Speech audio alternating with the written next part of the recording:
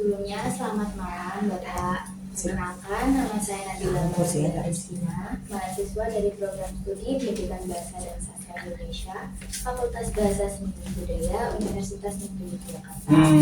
Saat ini saya sedang menyelesaikan tugas mata akhir berbicara dialektik. Tugas dari kuliah berarti ya? Iya, tugas akhir ini Pak untuk UAS. Pada kesempatan kali ini saya ingin mewawancarai Bapak yang saat ini kan bekerja di bidang pajak ya, dan dulunya berkuliah di STAN. Ya, waktu itu. Ya, wawancara ini saya lakukan dalam rangka untuk menambah wawasan dan untuk menambah informasi tentang pajak-pajak dan untuk melatih keterampilan berbicara saya. Terima kasih Bapak karena sudah meluangkan waktu untuk berbagi cerita dan pengetahuan dengan saya. Sebelum ke sesi pertanyaan, boleh nggak tolong perkenalan ulang lagi Pak? Ya, nama saya Eko Nurudin, biasa dipanggil Eko ya. Teman-teman juga demikian, singkat aja Eko. Alamatnya sih, saya itu orang Bantul. Bantul Yogyakarta. Terus saat ini ya sedang tugas di salah satu kantor pajak di Jakarta. Oh, di Jakarta. Sebelumnya Pak, kan dulu Bapak nih kuliahnya di STAN ya.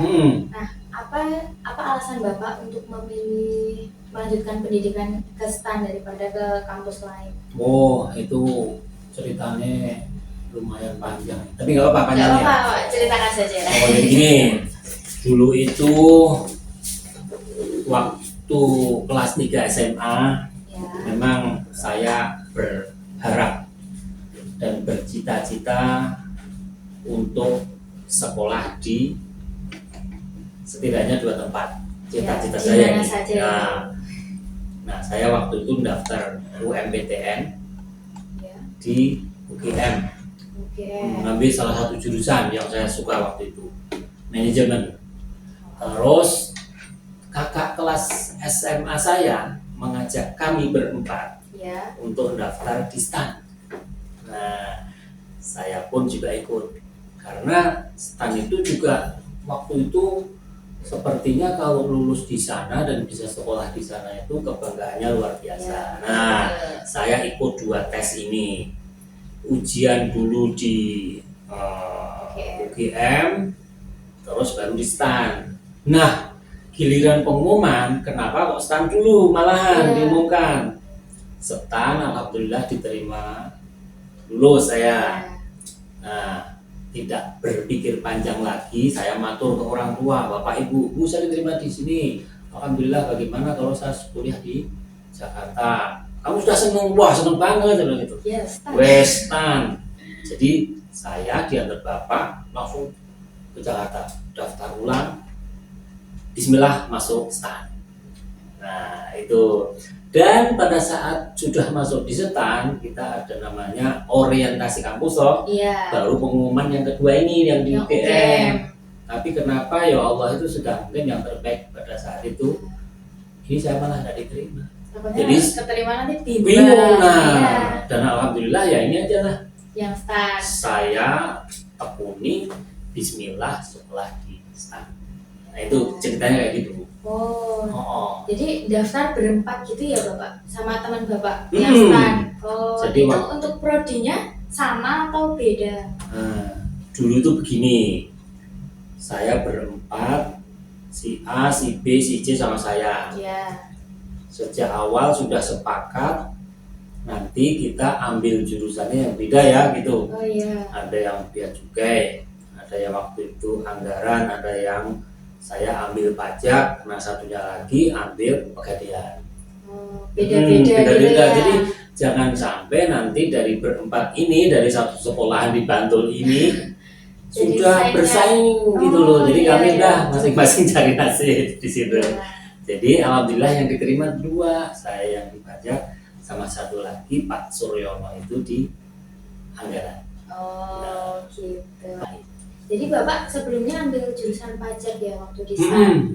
Nah, kenapa Bapak tertarik mengambil jurusan pajak nih daripada yang lain? Ya, salah satunya memang tadi itu ya, biar jangan ada persaingan di antara Teman-teman. kami gitu ya. Terus yang kedua, kenapa saya ambil pajak? Sepertinya cocok dengan saya dan saya punya keinginan untuk waktu itu mengabdi ke negara. Bagaimana saya bisa berkontribusi kepada negara gitu. Jadi saya ambil pajak. Negara gitu ya Bapak. Ya, itu. Nah, setelah itu siapa yang paling berperan dalam membentuk semangat Bapak saat berkuliah di STAN gitu? Ya itu bapak dan ibu ya. Keluarga dekat bapak dan ibu itu yang paling mendukung. Adik-adik pun juga demikian. Dan yang mendukung juga itu Simbah Kakung, Simbah Putri itu seneng. Salah satu cucunya sekolah di STAN, walaupun jauh tapi dia seneng. Pamitan waktu sana dikasih sangu. Ya. Jadi yang pasti orang tua, bapak dan ibu, adik-adik dan juga Simbah itu yang mendukung. Wah, itu pokoknya hebat kamu nih, pokoknya harus sekolah di sana, niat yang benar ya, doakan mudah-mudahan berhasil. Nah, itu mereka harapannya kayak gitu. Lalu setelah di STAN itu kan Bapak pastinya pernah ditugaskan di mana-mana. Nah, itu di mana saja Bapak? Ya, jadi gini, memang sejak awal itu waktu mendaftar menjadi pegawai negeri ya, itu kan sistemnya di STAN itu adalah ikatan dinas. Jadi di semester keempat kalau tidak salah waktu itu kita sudah diangkat menjadi calon pegawai negeri. Nah di situ kita sudah sepakat dan menandatangani kesanggupan untuk ditempatkan bersedia ditempatkan di mana saja di wilayah Indonesia. Kami sudah dengan sadar tanpa paksaan tanda tangan. Ya.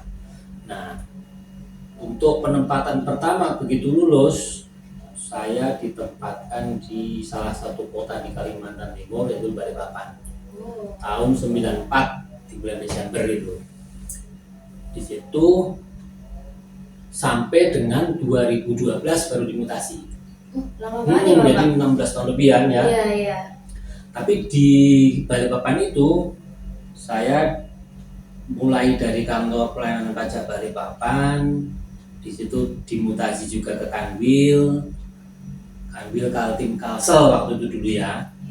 Terus dari Kanwil mutasi kembali ke kantor pelayanan pajak Balikpapan, ya. Dan terakhir di kantor pelayanan pajak Pratama Balikpapan.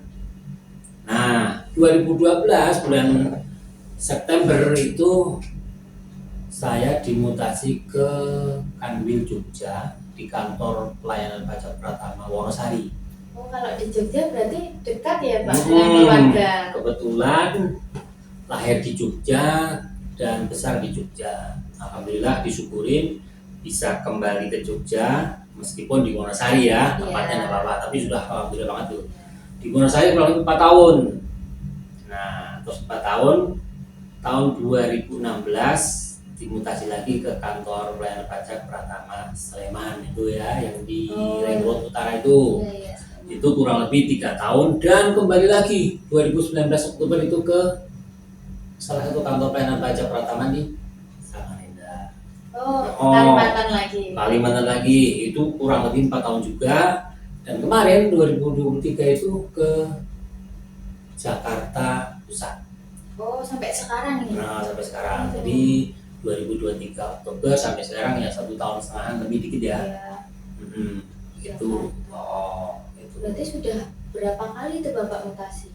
Jadi kalau dihitung mutasi itu dari KPP Balikpapan, Kanwil Kaltim Kalsel, KPP Balikpapan lagi, terus Pratama Balikpapan, terus Wonosari ya, KPP Wonosari itu, terus Sleman, habis Sleman ke Samarinda Ilir itu, habis itu ke KPP sekarang ini kantor pelayanan pajak Pratama, Jakarta, Salatiga.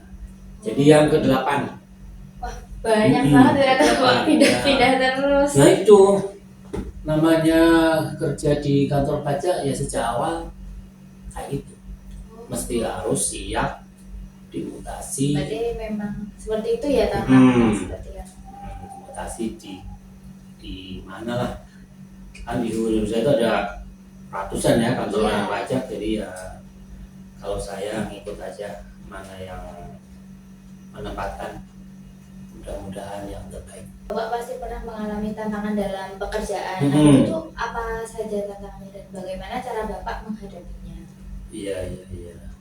Kalau tantangan sih memang banyak ya, cuman yang terasa berat itu manakala kita itu dimutasi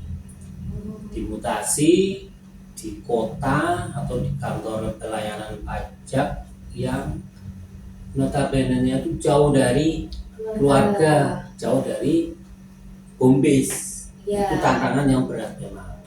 Di satu sisi kita mesti harus siap mengabdi, di sisi lain kita mesti harus pisah dengan keluarga, ya kan? Yang semestinya itu bisa selalu bersama-sama. Nah ini untuk bertemunya tuh menjadi intensitasnya kurang, ya kan? Kurang. Itu tantangannya. Nah, caranya gimana mensikapi itu? Caranya ya kita mesti harus sadar diri dan memberikan pemahaman kepada keluarga ini bahwa memang kerja di kantor pelayanan pajak itu sedari awal harus siap ditempatkan di mana saja. Terus yang kedua, ya kita mesti harus legowo ya. Kalau sudah kayak gitu kan legowo. Ditempatkan di mana saja, bismillah, kita ikhlas, kita jalani.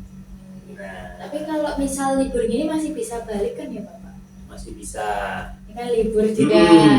Ya tuh libur, terutama libur yang ada lebih dari Sabtu dan Ahadnya, misalkan libur dari Jumat sampai Sabtu dan Ahad, atau Ahad, Senin. Nah itu seneng banget bagi yang dimutasi jauh dari keluarga. Oh iya, ya merupakan waktu berharga untuk berharga banget balik dengan terus ketemu keluarga. Dan itu